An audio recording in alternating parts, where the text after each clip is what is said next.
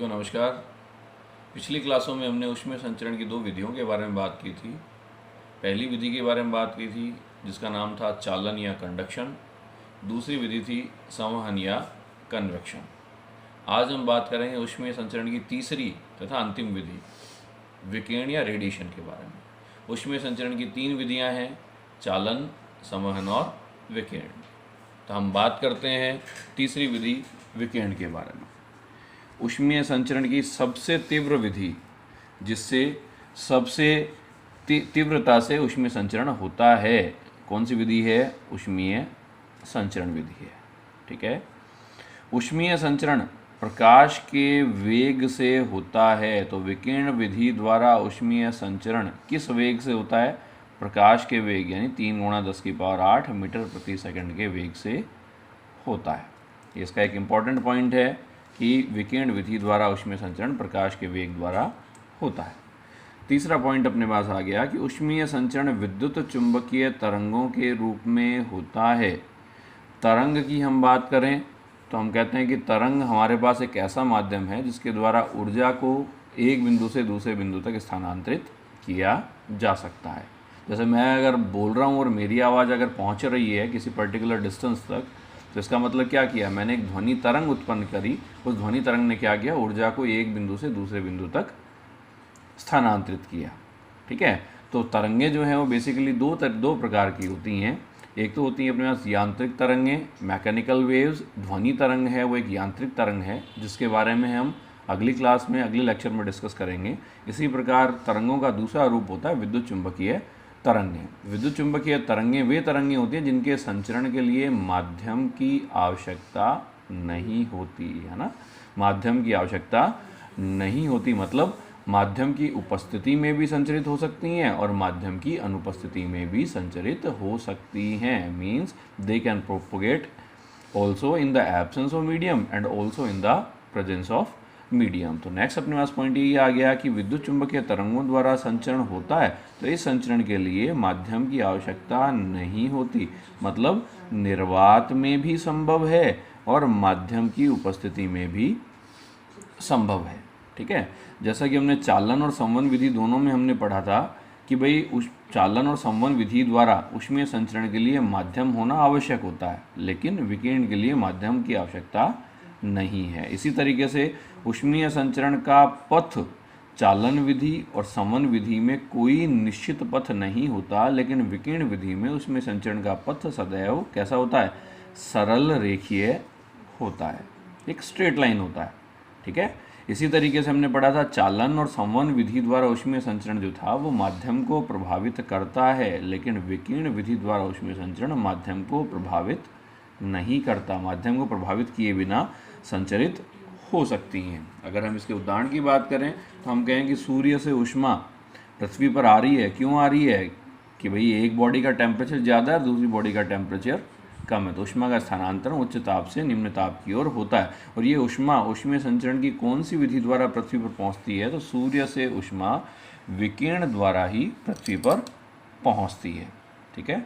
मनुष्य शरीर जो है वो वातावरण से विकिरण द्वारा ही ऊष्मा लेता है। इंपॉर्टेंट पॉइंट है, विकिरण द्वारा ही ऊष्मा लेता है और विकिरण द्वारा ही ऊष्मा प्रदान करता है।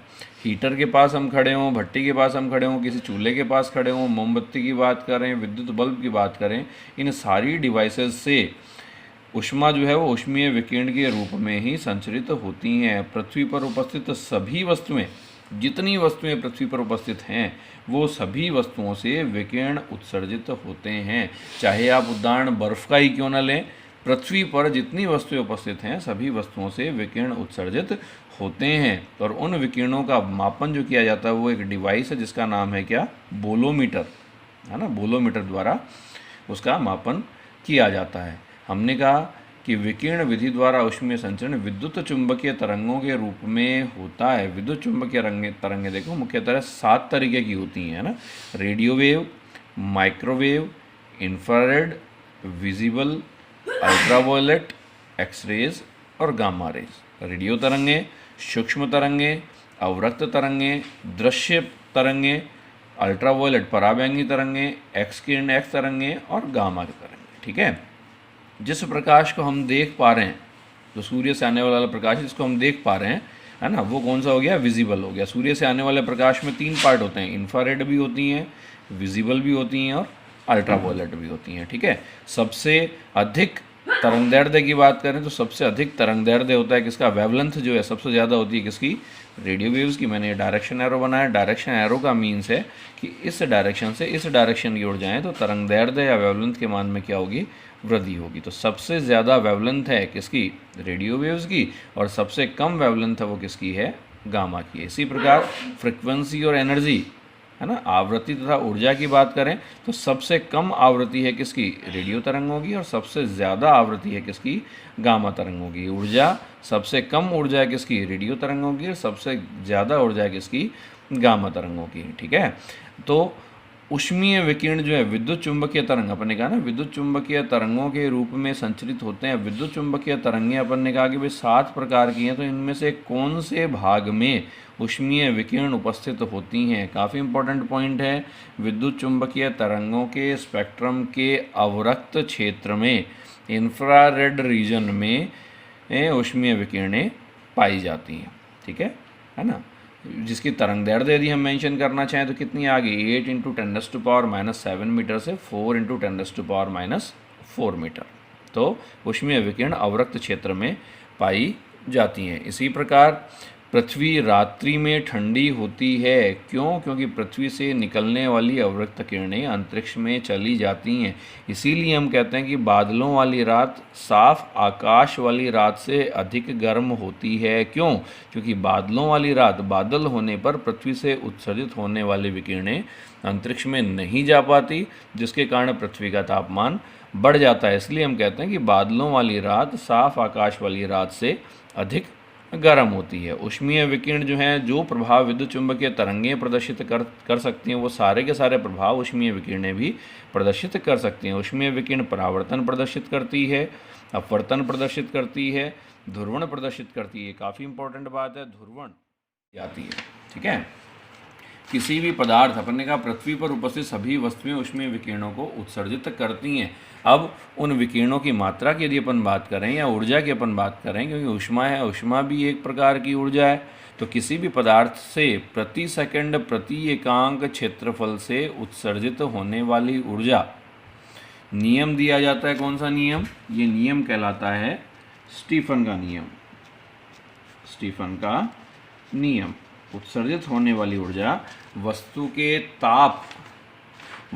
ताप पर निर्भर करती है, सतह की प्रकृति पर निर्भर करती है और वातावरण पर निर्भर करती है। तो किसी भी पदार्थ द्वारा, किसी भी वस्तु द्वारा उत्सर्जित विकिरण निर्भर करती है किसके ऊपर, वस्तु के ताप पर, सतह की प्रकृति पर तथा वातावरण पर। 3 चीज़ों पर निर्भर करती है। और इस ऊर्जा का जो मान है वो ताप पर कैसे निर्भर करता है, ताप की चतुर्थ घात 4th पावर ऑफ टेम्परेचर के डायरेक्टली प्रोपोर्शनल होती है, समानुपाती होती है। यानी ताप जितना ज़्यादा होगा उत्सर्जित ऊर्जा का मान उतना ही ज़्यादा होगा। समानुपाती का निशान हटाएं तो कांस्टेंट आता है। उस कांस्टेंट को हम कहते हैं कौन सा नियतांक, स्टीफन नियतांक कहते हैं। स्टीफन नियतांक का मान होता है 5.67 × 10⁻⁸ watt per metre square kelvin raise to power 4, है ना। What per metre square, what मतलब क्या आ गया, एनर्जी, पर यूनिट टाइम तो क्या बन गया, वॉट बन गया। प्रति एकांक क्षेत्रफल, यूनिट एरिया, वो क्या बन गया, मीटर स्क्वायर बन गया। और T raise to power 4 upon में जाएगा, वो कितना बन गया, केल्विन रेज़ टू पावर 4 बन गया। अगर मैं कहूँ किसी वस्तु का ताप दुगना करने पर, इंपॉर्टेंट बात है, काफ़ी इंपॉर्टेंट क्वेश्चन है, ताप दुगना करने पर उत्सर्जित विकिरण की मात्रा, अगर ताप दुगना करेंगे तो कितना होगा, 2 रेज़ टू पावर 4 होगा ना। 2 रेज़ टू पावर 4 कितना हो गया, 16। दैट मीन्स उत्सर्जित विकिरण की मात्रा कितने गुना बढ़ जाएगी, 16 गुना बढ़ जाती है। यदि मैं कहूँ ताप को आधा कर दिया जाए तो उत्सर्जित विकिरण की मात्रा कितनी हो जाएगी, ताप को आधा यानी 1/2 रेज़ टू पावर 4, तो कितना हो जाएगा, 1/16, यानी 16 गुना कम हो जाएगी, है ना। एक छोटा सा क्वेश्चन मैंने यहाँ मेंशन किया है कि किसी वस्तु का ताप 27 डिग्री सेंटीग्रेड से 327 डिग्री सेंटीग्रेड बढ़ाने पर उत्सर्जित विकिरण की मात्रा कितने गुना बढ़ जाएगी। तो इसका मतलब पहले ताप कितना था, 27 डिग्री सेंटीग्रेड था, बाद में ताप कितना था, 327 डिग्री सेंटीग्रेड था, तो ताप कितना हो गया, केल्विन में कन्वर्ट करें तो 27 + 273 कितना हो गया, 300 केल्विन हो गया। और 327 + 200 तो 273 कितना बन गया, 600 केल्विन बन गया। इसका मतलब पहले ताप 300 केल्विन था, बाद में ताप कितना हो गया, 600 केल्विन हो गया। इसका मतलब बाद का ताप पहले के ताप की तुलना में क्या हो गया, दुगना हो गया। और अभी हमने कहा था ताप को हमने क्या कर दिया, दुगना कर दिया। ताप को दुगना कर दें तो उत्सर्जित जो ऊर्जा है उसकी मात्रा या उत्सर्जित विकिरण की मात्रा कितने गुना बढ़ जाएगी, 16 गुना बढ़ जाएगी। इसमें एक रिलेशन और दिया जाता है, एक नियम और आता है।